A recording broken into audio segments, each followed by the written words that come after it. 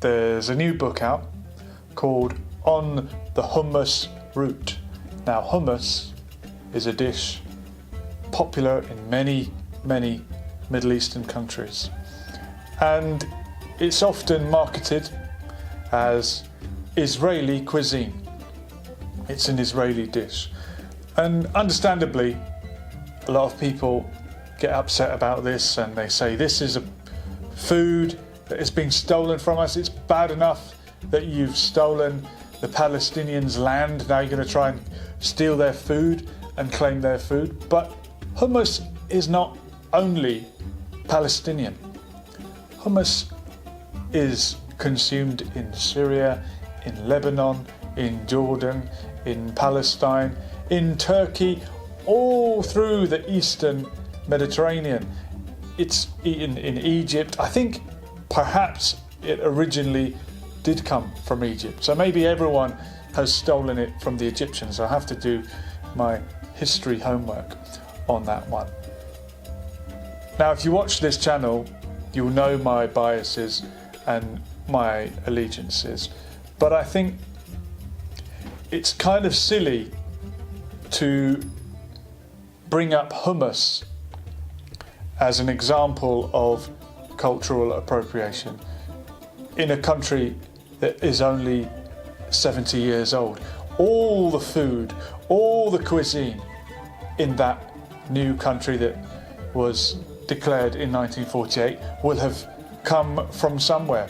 Do you want to tell me that the bagels that the Ashkenazi European Jews brought with them are Israeli, but the hummus that the Jews from Syria, the Jews from Iraq, and the Jews from Lebanon brought with them when they came and made Aliyah? Whether you agree with Zionism or having a Jewish state or not, you have to acknowledge that these people, and this is something the Israelis need to acknowledge more than anyone else, these people that arrived in the country had a culture already, had a language already.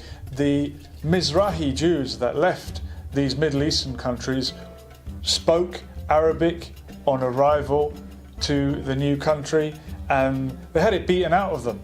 And being called Arabi was an insult to these Mizrahi Jews who lived as second-class citizens below the ruling elite, the European Ashkenazis. So the food they brought with them, the language they brought with them, they were not culturally appropriating it. These were Arabic people. If you speak Arabic, you are an Arab. And the Jews from Syria spoke Arabic as much as the Muslims or the Christians in Syria. So it's sad that we have to have this argument about who has the ownership of a certain food. And down the line, if there is to be any shared future in that country, I believe the people living there between the river and sea, because we're looking at a one-state solution now. I know a lot of people won't like that. The peoples that are living there will need to start to look for the things they have in common. And those Jews of an Arab background who came from next door, they didn't come from Poland and London and New York, they came from next door.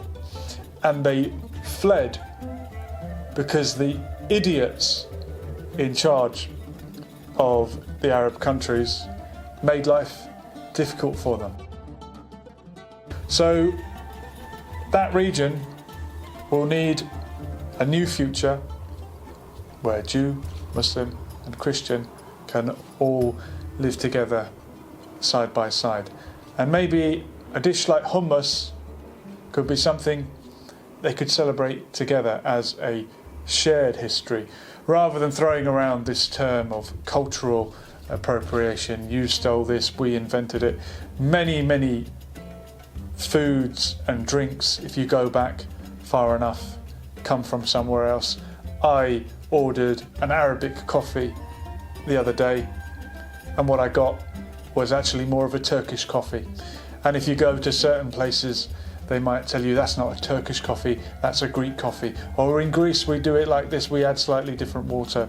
Look, all these cultures exchanged cuisine with each other, they benefited from each other, and they evolved from each other.